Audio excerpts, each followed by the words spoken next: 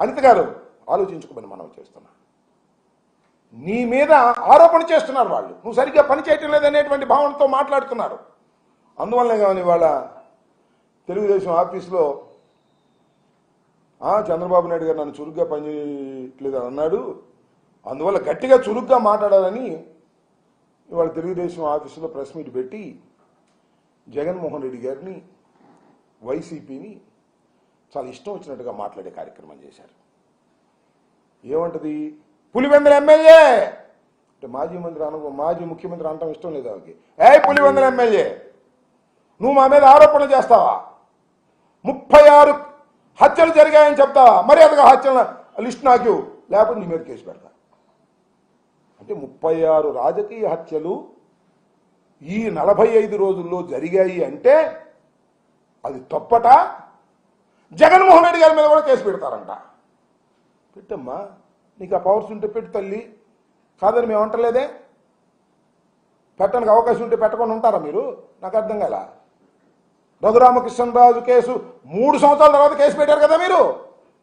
జగన్మోహన్ రెడ్డి గారి మీద ఏ మాత్రం అనుమానం ఉన్నా, ఆస్కారం ఉన్నా తప్పుడు కేసులు పెట్టడానికి మీరు సిద్ధమవుతున్నారు అనేది మాకు చాలా స్పష్టంగా అర్థమవుతుంది. దాంతోపాటు ఏదో అందండి, మాట గుర్తు రావట్లేదు నాకు. జగన్మోహన్ రెడ్డికి ఏమైనా మైండ్ దొబ్బిందా అంది. ఎవరు అన్నది తెలుసా? హోంమంత్రి గారు, మహిళా హోంమంత్రి గారు. జగన్మోహన్ రెడ్డి గారికి మైండ్ దొబ్బిందా అనే మాట మాట్లాడుతున్నామంటే తల్లి ఏం చెప్పాలి? ఈ రాష్ట్రంలో ఇంకా లా అండ్ ఆర్డర్ను కాపాడేటటువంటి పరిస్థితి నీ దగ్గర ఉందని మేము నమ్మాలా? ఎవరికి మైండ్ దొబ్బింది? నువ్వు సరిగ్గా పని చేయటం లేదు అన్న చంద్రబాబు గారికా? లేదు. ఇట్లాగే మీడియా సమావేశంలో మిత్రులు అడిగారు, ఏమండి అక్కడ అలా జరుగుతుంది, ఇక్కడ ఎలా జరుగుతుంది, మీరు కట్టడి చేయట్లేదు హోంమంత్రికి అంటే ఏం చేయమంటారు? నన్ను లాఠీ పట్టుకోమంటారా? తుపాకీ పట్టుకోమంటారా? అన్నవాళ్ళకు దొబ్బిందా? నువ్వు లాఠీ తుపాకీ పట్టుకుంటావా? లాఠీ పట్టుకునేటటువంటి పోలీసుని అయ్యా లాఠీ ఉపయోగించు సందర్భం వచ్చినప్పుడు అని చెప్పు. తుపాకీ పట్టుకున్నటువంటి పోలీసు వారిని, ఎస్ఐని, సిఐని, డిఎస్పీని అవసరమైతే తుపాకీ ఉపయోగించమని చెప్పు, అన్ని సర్దుకుంటాయి. నువ్వు లాఠీ పట్టుకోవాల్సిన అవసరం ఏముంది? నువ్వు తుపాకీ పట్టుకోవాల్సిన అవసరం ఏముంది? ఎంత వ్యవస్థ ఉంది, ఎంతమంది ఐపీఎస్ ఆఫీసర్లు ఉన్నారు, ఎంతమంది డీజీపీ ఐజీలు ఉన్నారు, ఎంతమంది ఎస్పీలు ఉన్నారు, ఎంతమంది డిఎస్పీలు ఉన్నారు. వీళ్ళందరినీ వదిలేసి నన్ను లాఠీ పట్టుకోమంటారా, నన్ను తోటా పట్టుకోమంటారా, నన్ను తుపాకీ పట్టుకోమంటారా అంటే జగన్మోహన్ రెడ్డి గారికి మైండ్ దొబ్బింది. ఏం మాటలవి? ఒక పద్ధతి లేకోకుండా మాట్లాడేటువంటి కార్యక్రమం చేస్తున్నారు. మొత్తం జరిగినవన్నీ కూడా నేను ఎత్తిన పడేస్తారు, గుర్తుపెట్టుకోమని మనవి చేస్తున్నా. కాస్త జాగ్రత్తగా మాట్లాడండి. మీరు ఇటువరకు లాగా తెలుగుదేశం మహిళా అధ్యక్షురాలు కాదు, యూఆర్ రెస్పాన్సిబుల్ పోస్ట్లో ఉన్నారు. మీరు హోంమంత్రిగా ఉన్నారు. ఈ రాష్ట్రంలో హోంమంత్రిగా ఉండి లా అండ్ ఆర్డర్ను కాపాడవలసినటువంటి వ్యక్తులు మీరు. బాధ్యత మీకున్నది.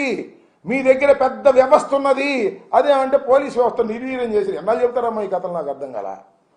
ఎన్నాళ్ళు చెప్తారు పోలీస్ వ్యవస్థ నిర్వీర్యం అయిపోయింది అని? ఎన్నాళ్ళు చెప్తారు? ఓ నెల చెప్పారు, 2వ నెల వచ్చింది, ఇంకా చెప్తానే ఉంటారా? అదేమంటే వివేకానంద హత్య,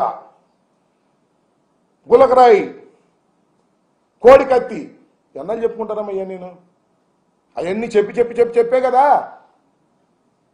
మీరు అధికారంలోకి వచ్చారు. ప్రజలు నమ్మారో నమ్మలేదో, కారణాలు ఏంటో అది వేరే విషయం. మేము అపోజిషన్లో ఉన్నాం, కేవలం 11 సీట్లతో పరిమితమై ఉన్నాం మేము. ఇంకా మీరు ఆ కథలు చెప్తే అట్టకు మీ కథలు చెప్పండి. మేము ఏదైనా అడిగితే వినుకొండలో హత్య జరిగింది, దీనికి కారణం ఎవరంటే అక్కడ బాబాయిని హత్య చేశారు, ఇదే సమాధానం. మొచ్చుమరిలో బాలిక యొక్క ఆచూకీనే మీరు చెప్పలేకపోయారు, చివరికి డెడ్ బాడీని కూడా పట్టుకోలేకపోయారంటే ఇంకో కథ మీరు చెప్తారు. ఇలా కథలు చెప్పేటటువంటి కార్యక్రమం కాదు.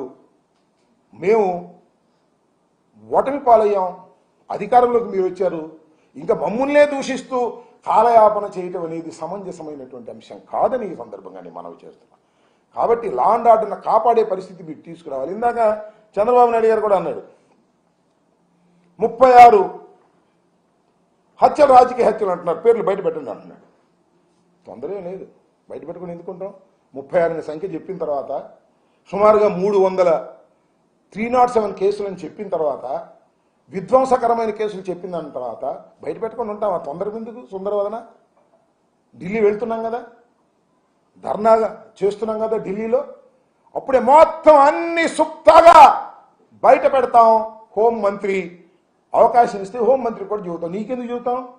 ఈ హోంమంత్రికి చెబుతాం మేము. ఇప్పుడు ఆపరేషన్ లేకుండానే మోకాళ్లకు ప్లాస్మా ట్రీట్మెంట్. మీ ఆర్థోపెటిక్ సమస్యలన్నిటికీ రోబోటిక్ టెక్నాలజీ ద్వారా తక్కువ ఖర్చుతో శాశ్వత పరిష్కారం. Free consultation. ప్రతి ట్రీట్మెంట్ పై 20% డిస్కౌంట్.